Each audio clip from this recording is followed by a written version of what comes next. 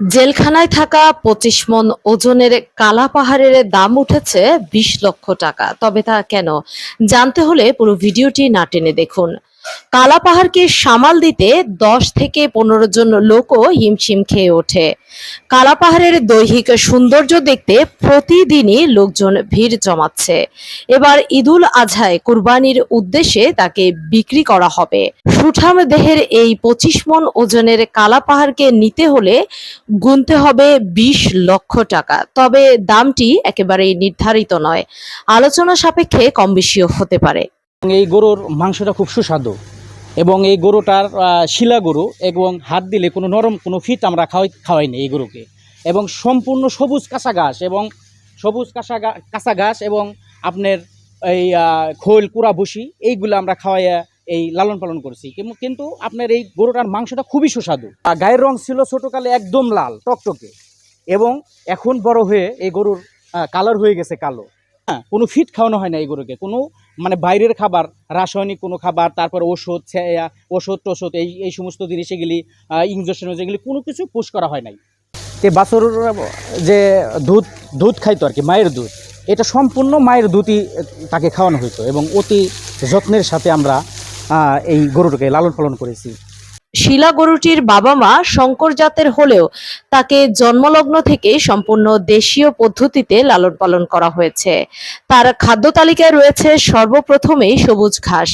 কালা পাহাড়ের পছন্দের তালিকায় অন্যতম এই সবুজ ঘাস। তাই তো তার পছন্দের খাবারটি তাকে নিয়ম করে ৩ বেলা খাওয়ানো হয়। ঘাস ছাড়াও অন্যান্য খাবারের মধ্যে রয়েছে খৈল, কুড়া, ভুসি, খড়, বিভিন্ন ধরনের তরিতরকারি সহ ফলমূল। কালা পাহাড়কে মোটা তাজা করানোর জন্য ফিড খাওয়ানো কিংবা কোনো প্রকার ইনজেকশন পুশ করানো, রাসায়নিক কোনো পদ্ধতি প্রয়োগ করা হয়নি। সম্পূর্ণ দেশীয় অর্গানিক পদ্ধতিতে তাকে লালন পালন করা হয়েছে। কেউ যদি চায় তা পরীক্ষা নিরীক্ষা করেও নিতে পারবে। আল্লাহর রহমতে আমার এই গরুর কোনো অসুখ বিসুখ এবং কোনো মানে বড় ধরনের কোনো বিপদ আপদ এই গরুর আমার হয় নাই। বাছুর থেকে এর শুরুকাল থেকে আমরা এই গরুটার লালন পালন করেছি, একদম শুরুকাল থেকে আমরা এই গরুটার পিছনে ছিলাম। তো এখন পর্যন্ত সে সুস্থ, একদম সুস্থ, একদম জীবন্ত গরু একটা। যারা এই গরুটা নিবে তারা যদি মানে এসে যদি পরীক্ষা নিরীক্ষাও যদি করে, সেই পরীক্ষা নিরীক্ষা করেও কোনো কিছুই ভেজাল আমাদের মধ্যে পাবে না এবং স্বচক্ষে তারা দেখে মানে নিজ ইয়েতে তারা পরীক্ষা করবে। ২৪ ঘন্টায় তার পরিচর্যার জন্য ১০ থেকে ১৫ জন লোক নিয়োগ রয়েছে। কালা পাহাড় যেহেতু সুঠাম দেহের অধিকারী, তাই তাকে সামাল দিতে এত লোকের প্রয়োজন। পরিচর্যাকারীরা নিয়ম করে তাকে খোলা মাঠে ছেড়ে দেয় খেলাধুলা করার জন্য। সকাল বিকাল তাকে শ্যাম্পু দিয়ে গোসল করে পরিষ্কার পরিচ্ছন্ন রাখা হয়। ৩.৫ বছর বয়সী কালা পাহাড়ের জন্ম কিশোরগঞ্জের জেলা কারাগারে হলেও বর্তমানে ২.৫ বছরেরও অধিক সময় ধরে সে মুন্সিগঞ্জ জেলা কারাগারে রয়েছে। তার মালিক মুন্সিগঞ্জ জেলা কারাগারের জেল সুপার মোহাম্মদ বজলুর রশিদ। মূলত তার মালিকের বদলিজনিত কারণেই তাকেও স্থান পরিবর্তন করতে হয়েছে।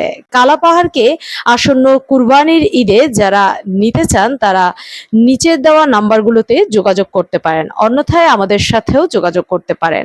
সুপ্রিয় দর্শক, শিলা জাতের এই কালা পাহাড়ের গোস্তটি খেতে অনেকটাই সুস্বাদু বলে জানিয়েছেন তার পরিচর্যাকারীরা। যারা এই গরু সম্পর্কে জানেন তারা অবশ্যই কমেন্ট বক্সে লিখে জানাতে ভুলবেন না।